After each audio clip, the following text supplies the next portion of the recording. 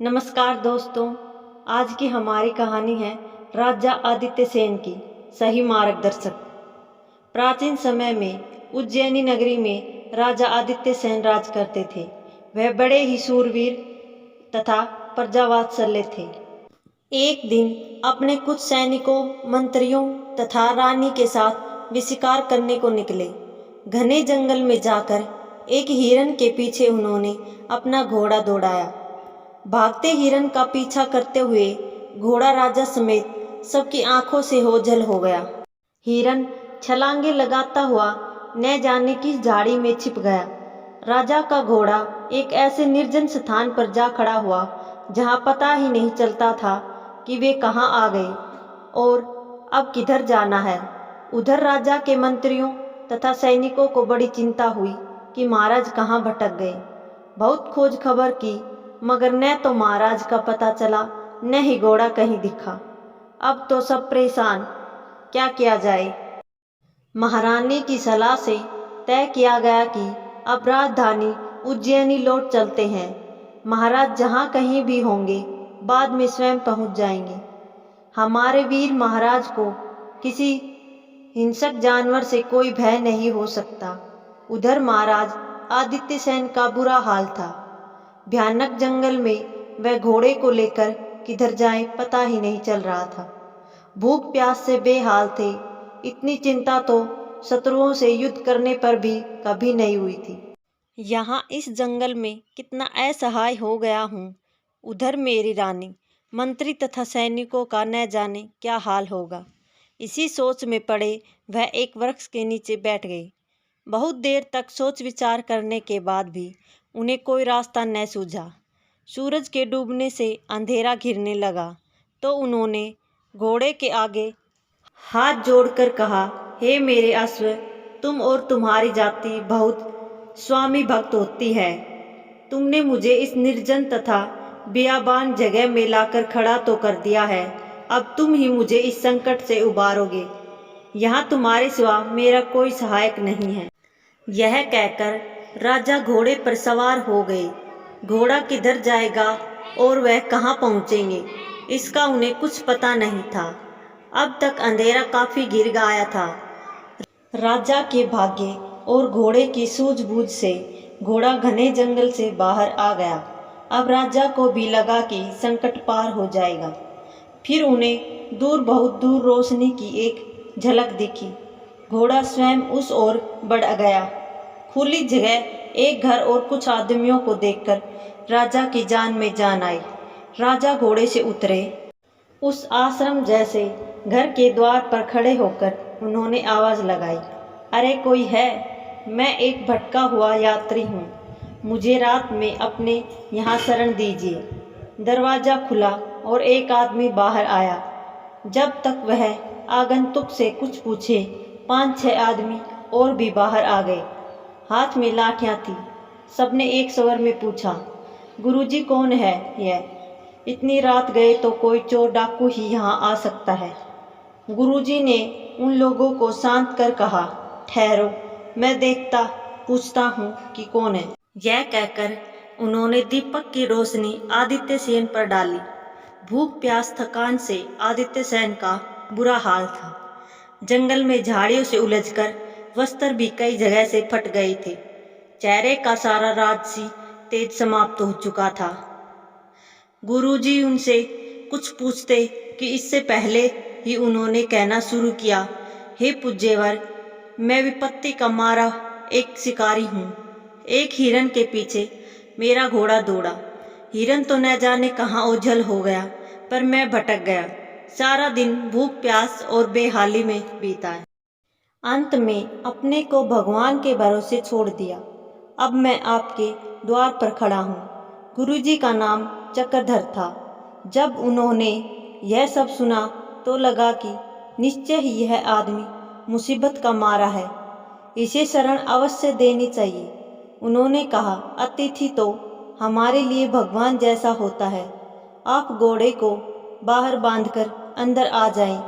इतना सुनते ही उनके साथियों ने कहा, गुरुजी, यह आप क्या कर रहे हैं? यह आदमी डाकू भी हो सकता है। झूठ मूठ अपनी बुरी दशा बताकर अंदर आ जाएगा और रात में हमें लूटकर चला जाएगा। गुरुजी बोले, ऐसा मत सोचो, अगर यह डाकू भी हो तो डरने की कोई बात नहीं। यह अकेला है और हम सब इतने हैं। तुम सब निश्चित होकर सो, मैं जाकर पहरा देता रहूँगा। इतनी रात गई, इस हालत में एक आदमी को शरण देना, उसके प्राणों की रक्षा करना हमारा धर्म है। हमें इस धर्म को निभाना चाहिए। यह कहते हुए उन्होंने आदित्य सेन को अंदर बुलाया, उन्हें खाना दिया। घोड़े के लिए चारा पानी देना भी न भूले। जब आदित्य सेन का घोड़ा आश्वस्त हुआ तो गुरुजी ने कहा, अब आप निश्चिंत होकर सोइए। मेरे रहते आपको कोई कष्ट नहीं होगा। सवेरे आपको जहाँ जाना होगा चले जाइएगा। आदित्य सेन लेटे लेटे सोचने लगे कि समय बड़ा बलवान होता है। वह कब किसको किस दशा में डाल दे, इसका कुछ पता नहीं होता। मैं प्रजापालक राजा तो चोर डाकुओं और शत्रुओं का नाश करने वाला हूँ। आज किसी की कृपा से अपनी भूख मिटा पाया हूँ। कहीं मैं चोर डाकू तो नहीं। इस भय से गुरुजी रात भर जागकर अपने अनुयायियों की रक्षा कर रहे हैं। सोचते सोचते थके मांदे आदित्य सेन जाने कब सो गए। प्रातःकाल जब वे उठे तो थकान उठ चुकी थी। गुरुजी से कहा, आपने रात में शरण देकर मुझ पर जो उपकार किया है, मैं जीवन भर इसे न भूलूंगा। आज्ञा दीजिए, अब चलूं। मेरे घर परिवार के लोग बहुत चिंतित होंगे। गुरुजी ने कहा, मैंने कोई उपकार नहीं किया। एक मनुष्य होने के नाते एक दुखी आदमी के साथ अपना मानवीय कर्तव्य निभाया है। आप शीघ्र अपने घर पहुंचकर अपने परिवार की चिंता दूर करें। दूसरे दिन महाराज के उज्जैनी पहुंचते ही सारे दरबार में खुशी छा गई। राजा ने रात के प्रसंग की किसी से चर्चा नहीं की। चक्रधर का यह आश्रम उज्जैनी राज्य में ही था। आदित्य सेन ने एक दिन अपने एक सामंत से कहा कि ऐमुक वन में चक्रधर नाम के एक ऋषि का आश्रम है, जहाँ वह अपने कुछ शिष्यों के साथ रहते हैं। वहाँ जाकर उन्हें संदेश दो कि महाराज ने आपको बुलाया है। दूत ने जाकर चक्रधर को जब यह संदेश सुनाया, तब चक्रधर को कारण समझ नहीं आया। राजा आज्ञा का पालन प्रजा का कर्तव्य है, इसलिए दरबार में चक्रधर उपस्थित हुए। महाराज ने उन्हें तत्काल पहचान लिया, पर चक्रधर यह न पहचान सके कि यही आदमी कुछ दिन पहले एक रात मेरे आश्रम में रह चुका है। महाराज ने पूछा, गुरुजी आपके आश्रम में कितने लोग हैं? आश्रम का खर्चा कैसे चलता है? चक्रधर ने विनयपूर्वक कहा, महाराज 7-8 आदमी मेरे साथ आश्रम में हैं। सब दिन में भिक्षा मांगकर अपना निर्वाह करते हैं। आपके इस धन धान्य संपन्न राज्य में भिक्षा प्राप्त होने में कभी कोई कठिनाई नहीं आती।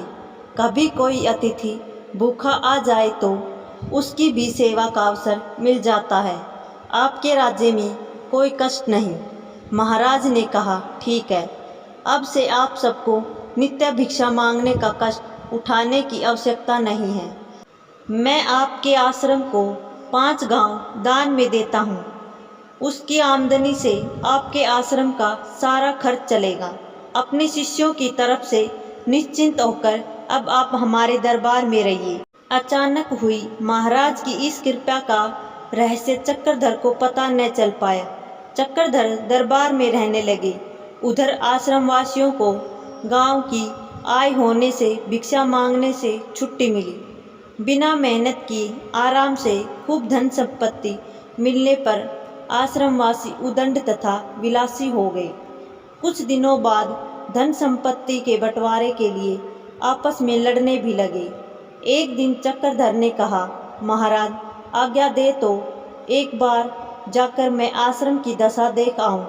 उन्हें सुखी देखकर मुझे खुशी होगी। राजा ने आज्ञा दे दी।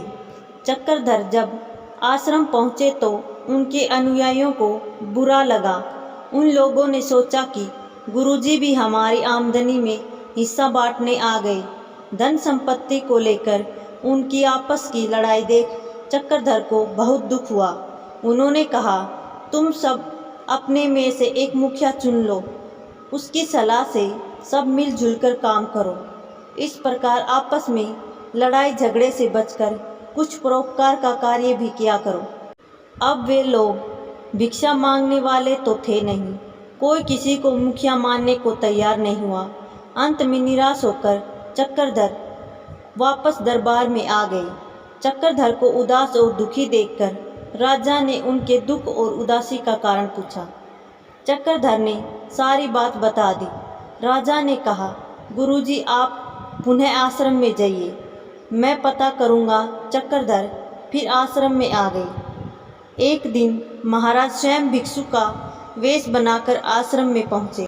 भिक्षा के नाम पर आश्रमवासियों ने फटकारते हुए कहा, भाग जाओ यहाँ से, भीख मंगे कहीं के, कोई भिक्षा नहीं मिलेगी। चक्रधर भी बैठे यह सुन रहे थे, पर कुछ कह न सके। भिखारी जब फिर भी न हटा तो एक आश्रमवासी उसे मारने के लिए दौड़ा। अब तो भिखारी ने अपना ऊपरी वेश उतार दिया और एक राजा के रूप में खड़े होकर चक्रधर से कहा, गुरुजी मैं राजा आदित्य सेन स्वयं इन सब की परीक्षा लेने आया था। मुझे बहुत दुख है। सहज मिली हुई संपत्ति तथा गुरु के अभाव में ये सब विलासी तथा उदंड हो गए हैं। जैसे प्रजा की देखभाल के लिए राजा का होना आवश्यक है, उसी तरह आपका यहाँ रहना जरूरी है। आपके बिना ये भटक गए हैं। आप आश्रम में रहकर इन्हें ज्ञान दें, इन्हें सन्य मार्ग पर लाएं, इनका चरित्र सुधारें, कहकर राजा वापस चले गए। चक्रधर फिर से वहीं आश्रम में रहने लगे। सच है, कोई मार्गदर्शक न होने पर अनुयायी भटक जाते हैं। धन्यवाद दोस्तों। आपको हमारी कहानी कैसी लगी कृपया हमें कमेंट करके बताएं और हमारे चैनल को सब्सक्राइब जरूर करें।